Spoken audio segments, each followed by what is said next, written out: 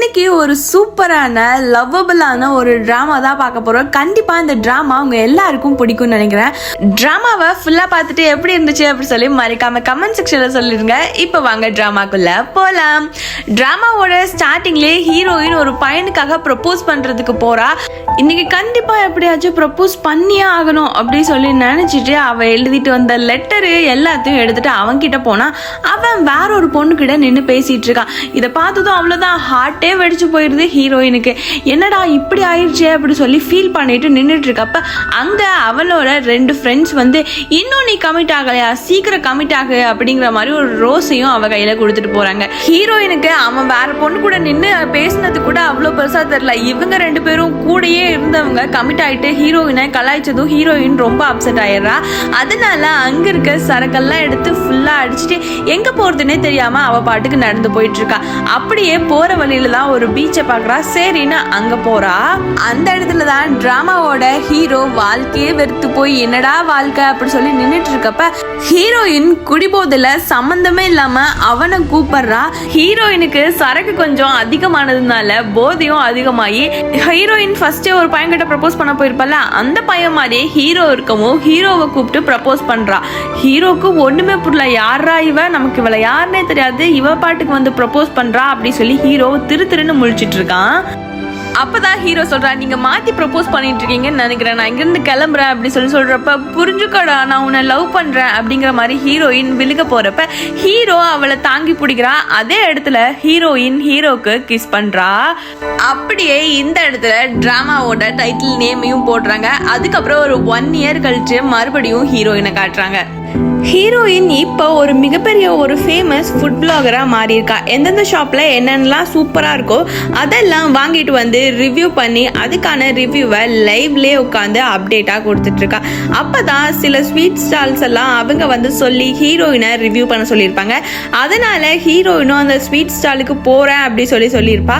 அடுத்த நாள் கிளம்பி அந்த ஸ்வீட் ஸ்டாலுக்குமே போறா. அந்த ஸ்வீட் ஸ்டாலுக்கு போன உடனே ஹீரோயினுக்கு அவ்வளோ எக்ஸைட்மெண்ட்டா இருக்கு. அதோட ஆம்பியன்ஸ் எல்லாமே சூப்பரா இருக்கனால அங்க இருந்து ரசிச்சுட்டே உள்ள போயிட்டு இருக்கா.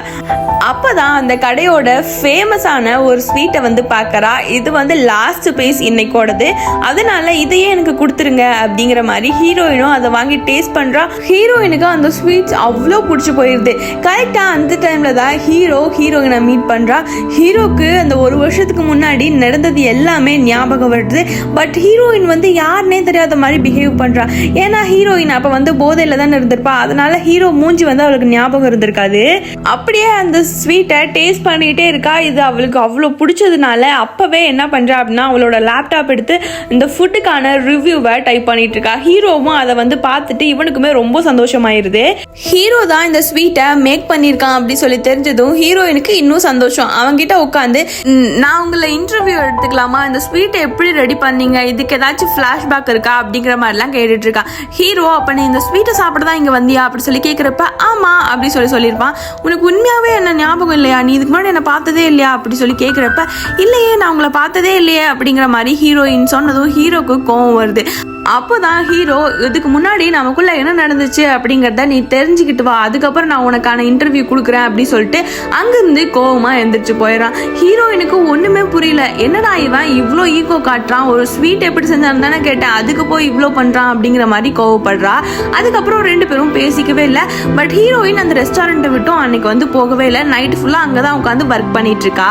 ஷாப்புக்கு வந்து எல்லாருமே ஷாப் க்ளோஸ் பண்ற டைம் ஆனதுனால அங்கிருந்து கிளம்பிடுறாங்க. ஹீரோயின் மட்டும் எனக்கு கிளம்பவே மாட்டேங்கிறா. ஹீரோவும் வெயிட் பண்ணி பார்த்துட்டு ஒரு கட்டத்துல இங்கிருந்து கிளம்புங்க, ஷாப் க்ளோஸ் பண்றதுக்கான டைம் வந்துருச்சு அப்படி சொல்றான். அப்ப கூட ஹீரோயின் கொஞ்சம் பேசலாமா அப்படி சொல்லி கேட்டிருப்பா. பட் ஹீரோ நமக்குள்ள என்ன நடந்துச்சுன்னு நீ தெரிஞ்சுக்கிட்டு வா, அதுக்கப்புறம் நம்ம பேசலாம், இப்ப நீ கிளம்பு அப்படிங்கிற மாதிரி ஹீரோயினை அந்த கடையை விட்டு துரத்தி விட்டுறான். ஹீரோயினுக்கு இப்படி சொன்னதும் பயங்கரமான கோவம், என்ன இவன் இவ்வளோ ஓவரா பண்றானே அப்படின்னு சொல்லிட்டு அவனை திட்டிகிட்டே அந்த ஷாப்ல இருந்து எந்திரிச்சும் வந்துடுறா. ஹீரோக்கு ஹீரோயின் யாருன்னு தெரியாது அப்படி சொல்லிட்டதுனால அன்னைக்கு நைட் ஃபுல்லா தூக்கமே வர மாட்டேங்குது. அவ எப்படி நம்மள தெரியலன்னு சொல்றா, அவ எப்படி மறந்துருப்பா, அவளா தானே நமக்கு லவ் ப்ரப்போஸ் பண்ணா, இப்ப தெரியலன்னு சொல்றாளே அப்படி சொல்லி லூசு மாதிரி உட்காந்து யோசிச்சுட்டு இருக்கான். அதே சைடே ஹீரோயினை காட்டுறாங்க. ஹீரோயின் அன்னைக்கு அவங்க அக்கா கிட்ட பேசிட்டு இருக்கான், ஹீரோவை பத்தி தான் பேசிட்டு இருக்கான். அவன் கடையில இருக்க ஸ்வீட்ஸ் எல்லாமே நல்லா தான் இருக்கு, பட் அவன் பண்றதா நல்லாவே இல்லை, ரொம்ப ஈகோவா இருக்கான் அப்படி சொல்லிட்டு இருக்கா. அவனெல்லாம் போய் மறுபடியும் நான் இன்டர்வியூ எடுக்கலாம் கேட்க மாட்டேன் அப்படிங்கிற மாதிரி சொல்லவும் ஹீரோயினோட அக்கா சொல்றாங்க, நீ ஆல்ரெடி உன்னோட ஒர்க் எல்லாம் விட்டுட்டு அப்பா அம்மாக்கு தெரியாம தான் இந்த vlogging இதையே பண்ணிட்டு இருக்க, இப்பவுமே வர்ற இன்டர்வியூஸ் எல்லாம் விட்டுட்ட அப்படின்னா உனக்கு இந்த மந்த் ரெண்ட் கொடுக்க கூட ரொம்ப கஷ்டமாயிரும் அப்படி சொன்னதுனால ஹீரோயினும் அதை யோசிச்சு பார்த்துட்டு சரி பண்ணி தொலைறேன், என்ன பண்றது, மறுபடியும் அவன்கிட்ட போகணுமா அப்படிங்கிற மாதிரி சலிச்சிட்டு பேசுறா. சரி போறேன் அப்படிங்கிற மாதிரி கடைசியில முடிவும் எடுத்துறா. அடுத்த நாள் காலையிலே ஹீரோவை பார்க்க கிளம்பி போறா. ஹீரோ எங்கெல்லாம் போறானோ அங்கெல்லாம் ஹீரோ பின்னாடியே ஹீரோயின் போயிட்டு இருக்கா. அவன் ஹீரோயினை கண்டுக்கிற மாதிரியே தெரியல. ஒரு கட்டத்துல ஹீரோயினை செக்யூரிட்டி உள்ள விட மாட்டேன் அப்படி சொன்னதுனால ஹீரோ திரும்பி பார்த்துட்டு அவன் எனக்கு தெரிஞ்ச பொண்ணுதான் உள்ள விடுங்க அப்படிங்கிற மாதிரி ஹீரோ சொல்றான். இப்பதான் ஹீரோயின் கிட்ட பேச ஆரம்பிக்கிறான். உனக்கு என்னதான் பிரச்சனை, நான் அன்னைக்கே உன்கிட்ட கடையில சொன்னேன்ல, என்ன நடந்துச்சோ அதை தெரிஞ்சுக்கிட்டு வா, அதுக்கப்புறம் நான் உனக்கு இன்டர்வியூ கொடுக்குறேன், நீ ஏன் மறுபடியும் பின்னாடியே வர அப்படி சொல்லி ஹீரோயின் கிட்ட கேட்டதுனால எனக்கு உண்மையாவே உங்களை தெரியல, இந்த ரெசிபி மட்டும் சொல்லுங்க, இதை எப்படி பண்ணீங்கன்னு சொல்லுங்க, அது அவ்வளோ டேஸ்டா இருக்கு அப்படிங்கிற மாதிரி ஹீரோயின் அகைன் அண்ட் அகைன் இதையே தான் கேட்டுட்டு இருக்கா. இந்த ஸ்வீட்டை நீங்க பண்றதுக்கு பேக்ரவுண்ட் ரீசன் ஏதாச்சும் இருக்கா அப்படி சொல்லி கேட்கவும் ஆமா இருக்கு அப்படி சொல்லுவோம். அப்ப அதை சொல்றீங்களா அப்படி சொல்லி ஹீரோயின் கேட்கவும் ஹீரோ அதெல்லாம் சீக்ரெட், உன்கிட்ட சொல்லணும்னு அவசியம் இல்லை அப்படிங்கிற மாதிரி சொல்லிட்டு அங்கிருந்து கிளம்பி போயிடுறான். அன்னைக்கு நைட்டே ஹீரோயின் உட்காந்து இவனை எப்படியாச்சும் இன்டர்வியூ எடுக்கணுமே, என்ன பண்றது அப்படி சொல்லி இவனை பத்தி ஃபுல்லா சர்ச் பண்றப்பதான் இவனுக்கு ஒரு அக்கா இருக்கு அப்படிங்கிறது தெரியுது. அடுத்த நாளே கிளம்பி அவங்க அக்காவை மீட் பண்ண போயிடுறான். அவங்க அக்காட்ட என்னென்னமோ பேசி கடைசியில இவங்க அக்காவோட பெர்மிஷனும் வாங்கிட்டு ஹீரோவை வந்து மீட் பண்ண போறா. நான் அவனை இன்டர்வியூ இன்னைக்கு கண்டிப்பா எடுத்தே ஆகிறேன், இன்னைக்கு அவங்க அக்காவே சொல்லிட்டாங்க, எப்படி அவன் இன்னைக்கு முடியாதுன்னு சொல்றான் அப்படிங்கறத நான் பாக்குறேன் அப்படி சொல்லிட்டு ஹீரோ இதுக்கெல்லாம் மசீர ஆள் மாதிரி தெரியல. என்ன இன்னைக்கு என்ன உன் பிரச்சனை அப்படி சொல்லி கேட்குறப்ப இங்க பாத்தியா உங்க அக்காவே உன்னை இன்டர்வியூ எடுக்கிறதுக்கான பெர்மிஷன் கொடுத்துட்டாங்க, இன்னைக்கு நீ இன்டர்வியூ கொடுத்துதான் ஆகணும் அப்படிங்கிற மாதிரி சொல்றப்ப ஓ அப்படியா சரி கேளு என்னன்னு அப்படி சொல்லி ஹீரோ சொல்லவும் ஹீரோயினுமே சரி இன்னைக்கு இன்டர்வியூ கொடுத்துருவான், நம்ம தான் இன்னைக்கு ட்ரெண்டிங் அப்படி சொல்லிட்டு நினைச்சிட்டு ஹீரோ கிட்ட கேள்வி கேட்டா என்ன கேட்டாலும் ஒரே வார்த்தையில தான் பதில் சொல்றான். இது ஹீரோயினுக்கு இன்னுமே இரிட்டேட் ஆகுது.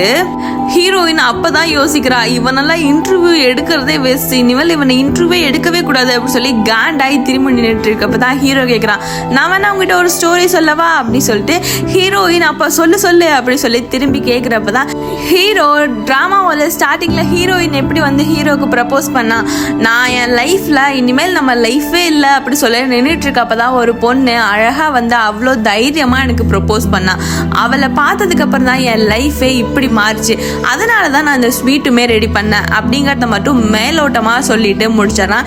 ஹீரோயினுமே சரி இதை யாரோட கதை போல அப்படி சொல்லி கதை நல்லா இருந்துச்சு அப்படிங்கிற மாதிரி எழுதிட்டு அன்னைக்கு நைட்டே அதை ஆன்லைன்ல போஸ்டும் போட்டுட்டு தூங்கிடுறா. அடுத்த நாள் காலையில் எந்திரிச்சு பார்த்தா அந்த கதை நிறைய பேர்த்துக்கு பிடிச்சிருக்கு.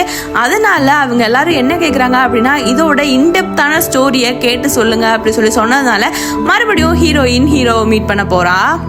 அவ்வளோதான், இதுக்கு மேலே எனக்கு என்ன நடந்துச்சுன்னு ஞாபகம் இல்லை அப்படி சொல்றப்ப சரி அந்த பொண்ணு உங்ககிட்ட ப்ரப்போஸ் பண்ணாலும் அவ எந்த ஊருன்னு சொல்லுங்க, அவகிட்ட போய் கேட்டா எல்லாமே கிடைக்கும் அப்படிங்கிற மாதிரி சொன்னதுனால ஹீரோவும் ஹீரோயினை எந்த ஊர்ல மீட் பண்ணானோ அந்த ஊரை வந்து சொல்லிடுறான். ஹீரோவும் ரெண்டு பேரும் சேர்ந்து தான் இப்போ அந்த ஊருக்கு வந்து கிளம்புறாங்க. அங்க போயிட்டு ரீச் ஆனதும் ஹீரோயினுக்கு ஸ்டே பண்ண ஹோட்டல் இல்லைன்னு சொல்லிடுறாங்க. என்ன பண்றதுன்னு தெரியாம முழிச்சிட்டு இருந்த ஹீரோயின் ஆல்ரெடி நான் புக் பண்ணி வச்சிருக்கேன், என்னோட ரூமை நீ எடுத்துக்கோ, நான் வந்து வேற ஏதாச்சும் ஹோட்டல்ல பாத்துக்கிறேன் அப்படிங்கிற மாதிரி ஹீரோவும் பெருந்தன்மையா ஹீரோயினுக்கு விட்டு கொடுத்துட்டு அவளுக்கு என்னென்னலாம் ஹெல்ப் தேவையோ அதெல்லாம் அங்கிருந்து பண்ணிட்டு ஹீரோவும் கிளம்பி போயிடறான். அன்னைக்கு நைட்டு தான் ஹீரோயின் ரூம்குள்ளே இருந்தா ரொம்ப போர் அடிக்குது அப்படிங்கிறதுனால இவங்க ஸ்டார்டிங் சீன்ல ப்ரப்போஸ் பண்ணிருப்பாங்கல்ல அந்த பீச் பக்கத்துலேயே இருந்திருக்கும், ஆனா அதுதான் அந்த பீச் அப்படிங்கிறது அவளுக்கு தெரியாது. அங்க வந்து போயிருப்பா. அங்க போனதோ இந்த பீச் நம்ம எங்கேயோ பார்த்த மாதிரியே இருக்கு அப்படி சொல்லி யோசிச்சுட்டே போறப்ப கரெக்டா ஹீரோ அங்க நின்றுட்டு இருந்திருப்பான் ஒரு ரோஸை கையில வச்சுட்டு. அப்பதான் ஹீரோயின் கிட்ட அவன் வந்து சொல்றான், நம்ம ஏதாச்சும் ஒரு விஷயத்த மறந்து போயிருப்போம், பட் அதே இடத்துக்கு போயிட்டு மறுபடியும் அங்க பழக்கப்பட்ட ஸ்மெல்லையே நம்ம வந்து நோட் பண்றப்ப அது எல்லாமே ஞாபகத்துக்கு வரும் அப்படி சொல்லி சொல்றப்ப ஹீரோயினும் அந்த ரோஸை கையில வச்சுட்டு அதை ஸ்மெல் பண்ணி சும்மா பார்த்துட்டு இருக்கா. அப்பதான் ஹீரோயினுக்கு அன்னைக்கு நடந்த எல்லாமே ஞாபகத்துக்கு வருது. ஹீரோயினுமே இதை நினைச்சு ஷாக் ஆயிடுறா. நம்ம அன்னைக்கு இதெல்லாம் பண்ணியிருக்கோமா, இதனாலதான் இவன் என்ன நடந்துச்சுன்னு இவ்வளோ நாள் கேட்டுட்டு இருந்தானா அப்படிங்கிற மாதிரி ஹீரோயின் நினைக்கிறா. ஹீரோக்கும் தெரிஞ்சிருது. அப்போ அந்த ஸ்வீட்டை நீ ரெடி பண்ணது எனக்கு தானா அப்படின்னு சொல்லி ஹீரோயின் கேட்கவும், உனக்கு தான் நான் பண்ணேன் அப்படிங்கிற மாதிரி ஹீரோவும் அந்த இடத்துல சொல்றான். ஹீரோயினுக்கு இந்த உண்மையும் தெரியுது. அப்படியே இந்த இடத்துல இந்த ஃபர்ஸ்ட் எபிசோடையும் முடிக்கிறாங்க. இந்த எபிசோட் எப்படி இருந்துச்சு, உங்களுக்கு இந்த ட்ராமா பிடிச்சிருக்கா இல்லையா அப்படிங்கிறது எல்லாத்தையும் கமெண்ட் செக்ஷனில் சொல்லிடுங்க. இதோட பார்ட் 2 வேணுமா அப்படிங்கிறதையும் சொல்லுங்கள். கண்டிப்பாக நம்ம போட்டுடலாம். இந்த மாதிரி க்யூட்டான கொரியன் ட்ராமாவெல்லாம் நீங்கள் பார்க்கணும் அப்படின்னு சொல்லி நினச்சிங்க அப்படின்னா மறக்காமல் நம்ம சேனலை சப்ஸ்கிரைப் பண்ணி வச்சுக்கோங்க. கண்டிப்பாக இனி ரெகுலராக வீடியோஸ் வரும். நாளைக்கு இன்னும் ஒரு சூப்பரான வீடியோவில் பார்க்கலாம். அது வரைக்கும் சரி, பாய்.